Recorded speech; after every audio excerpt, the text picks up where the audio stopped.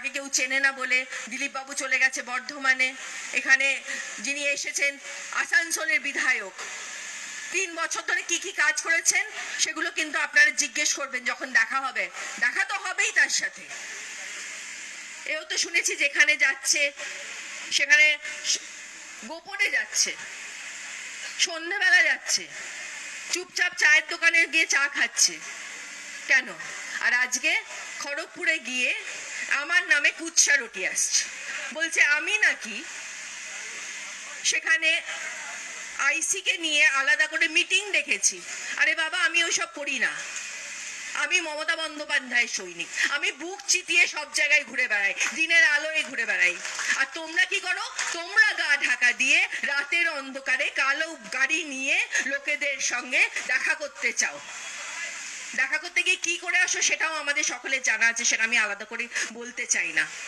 কারণ তোমরা একটা জিনিসই শিখেছো, তোমরা জানো শুধু দাঙ্গা করতে, ধর্মের নামে রাজনীতি করতে, এজেন্সিদের নামে রাজনীতি করতে, কখনো এনআইএ, কখনো সিবিআই, কখনো ইডি, কখনো জিএসটি ডিপার্টমেন্ট, কখনো আইটি ডিপার্টমেন্ট। এই করো তোমরা। এর থেকে বেশি তোমরা কিচ্ছু করতে পারো না, কারণ মা মাটি মানুষ আমাদের সাথে আছে, সেটাও তোমরা খুব ভালো করে জানো।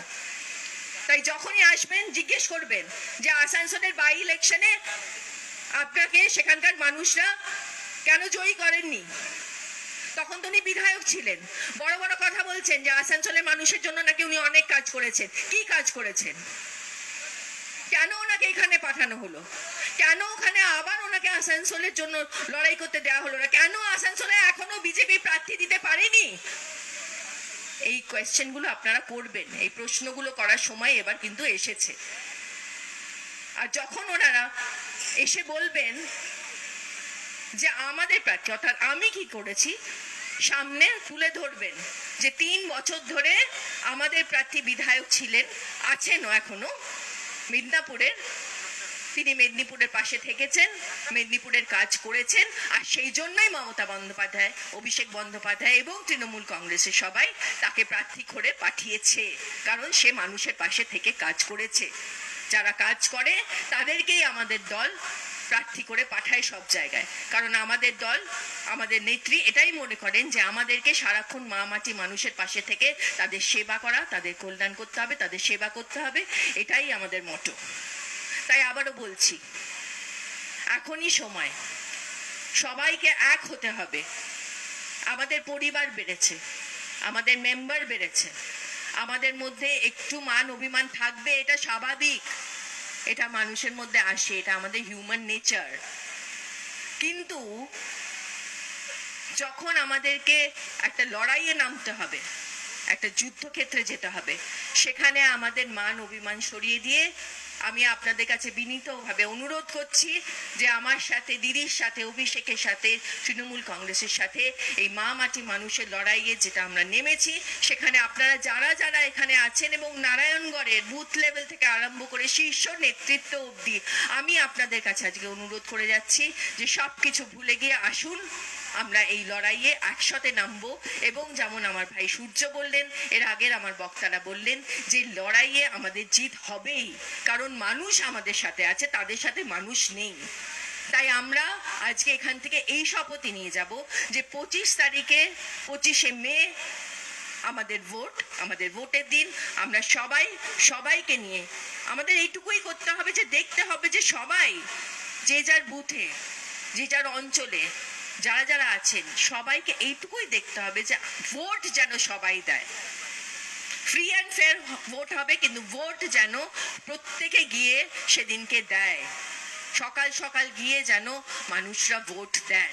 যেখানে যেখানে বয়স্ক মানুষরা আছেন তাদেরকে বলবো, শীর্ষ নেতৃত্বের সঙ্গে আলোচনা করব যে তাদের জন্য যদি টোটো লাগে, টোটোর ব্যবস্থা করা হবে, তাদেরকে যেন সেইভাবে নিয়ে গিয়ে ভোটটা কিন্তু দিতে হবে। আপনাদের দায়িত্ব এইটুকুই যে আপনারা মমতা ব্যানার্জির উন্নয়নের কাজ তুলে ধরবেন। বিশেষ করে মা বোনেরা, আপনাদের তো এটা দায়িত্বের মধ্যে পড়ছেই যে এই 2 মাস আমাদের সব কিছু ভুলে যেতে হবে, আমাদের পরিবার ভুলে যেতে হবে, আমাদের স্বাদ আহ্লাদ সব কিছু ত্যাগ করতে হবে। কারণ যে মানুষটা 12 বছর ধরে আমাদের জন্য, যে মানুষটা সারা জীবন আমাদের জন্য ত্যাগ করে দিয়েছে, তার সুখ স্বাচ্ছন্দ্য সব ত্যাগ করে দিয়েছে। সব কিছু তিনি করছেন এবং করে চলেছেন আমাদের জন্য, বাংলার মানুষের জন্য।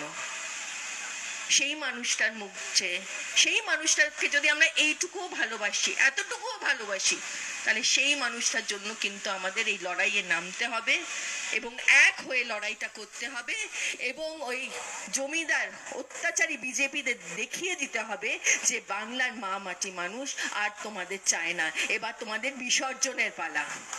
ওনাদের প্রার্থীরা তো দেখছেনই কি উল্টো পাল্টা কথা বলে যাচ্ছে, মাথা গরম হয়ে যাচ্ছে, যেখানে যাচ্ছে সেখানে মানুষ মুখ ঘুরিয়ে নিচ্ছে।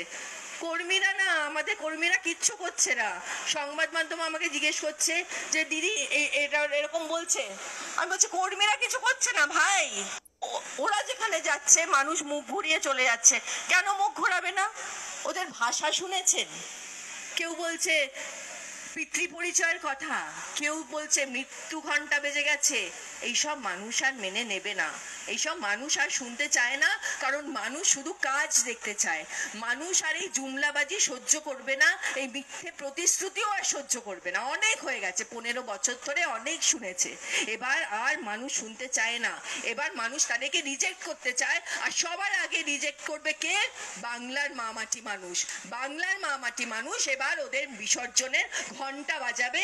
এবং 4 জুন আমি বলছি আপনাদের সকলকে, এবং আপনারাও জানেন এখানে এখানে যারা যারা বসে আছেন, যে 4 জুন কিন্তু বাংলা থেকে এবার বিজেপি বিসর্জন হবে হবে হবে। আর আমরাই সেই বিসর্জন দেব দেব এবং দেব।